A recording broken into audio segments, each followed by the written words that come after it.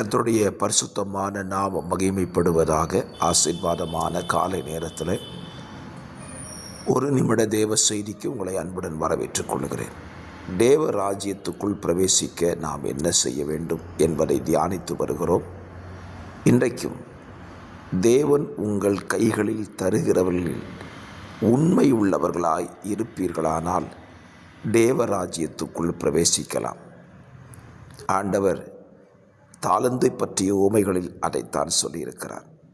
5 தாளந்தை வாங்கினவனும் 2 தாளந்தை வாங்கினவனும் வாங்கினதில் உண்மையுள்ளவர்களாய் இருந்ததினாலே எஜமானுடைய சந்தோஷத்துக்குள் அல்லது தேவ ராஜ்யத்துக்குள் பிரவேசித்தார்கள். ஆகவே உங்களுக்கு தேவன் தந்தவைகளில் உண்மை உள்ளவர்களாய் இருங்கள். தேவ ராஜ்யத்துக்குள் நிச்சயமாய் பிரவேசிப்பீர்கள். கர்த்தர் தாமே உங்களை ஆசீர்வதிப்பாராக. ஆமென்.